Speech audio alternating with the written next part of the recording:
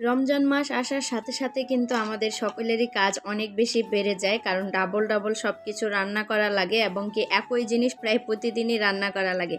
তাই রমজান মাসের কাজকে একটু হালকা করে নিতে আমার এই পদ্ধতি। যেহেতু প্রতিদিনই ছোলা বুট রান্না করা লাগে, পেঁয়াজও বানাইতে হয়, বেগুনি বানাইতে হয়, তাই কিন্তু আমি অনেকগুলো বুট একবারে ভিজিয়ে রেখে সিদ্ধ করে ডিপ ফ্রিজে রেখে দেই।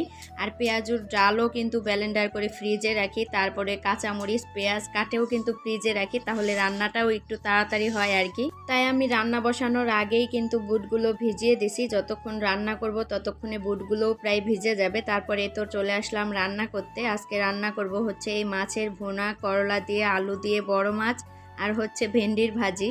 আর আমি কিন্তু সব সময়ের জন্য এই কড়াইটাতেই রান্না করি। ইন্ডাকশনে এই লোহার কড়াই অথবা স্টিলের কড়াই ছাড়া রান্না করা যায় না। আর এই কড়াইটাতে আমার খুব বেশি সুবিধা লাগে রান্না করতে, কারণ যা কিছুই রান্না করি না কেন কিছুই কিন্তু নিচে লেগে যায় না, যার কারণে খুব সুবিধা মনে হয়। তো একে একে কিন্তু আমার সব রান্না করাই শেষ। যেহেতু আজকে অনেকগুলো রান্না করব, কাজ করব, তাই আর রান্নার ভিডিওটা দিতে পারলাম না। তারপরে এই তো আমি বেগুনি আর পেঁয়াজও ভেজে নেব এখন। আজকের বেগুনিগুলো কি সুন্দর ফুলকো হচ্ছিল, আমার কাছেও ভালো লাগতেছিল। কেন জানি আমার সব বেগুনিগুলো ফুলতে চায় না।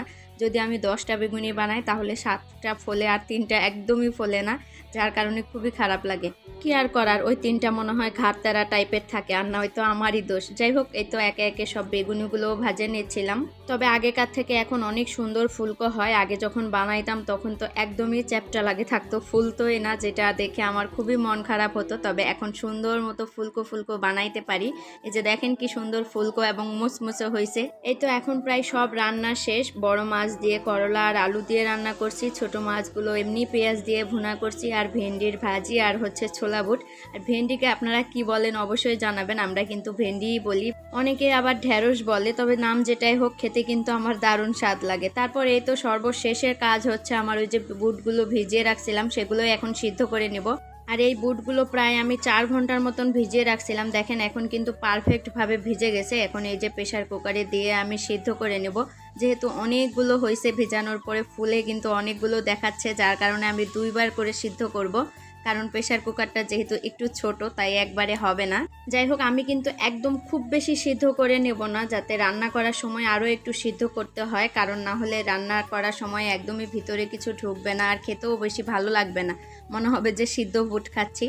এই তো আমি 4 ভাগের 3 ভাগ সিদ্ধ করে নিয়েছি, আর 1 ভাগ কিন্তু রান্না করার সময় সিদ্ধ হবে। তারপরে এই তো সিদ্ধ বুটগুলো ঠান্ডা করে নিয়ে এভাবে করে পলি করে রাখতেছি।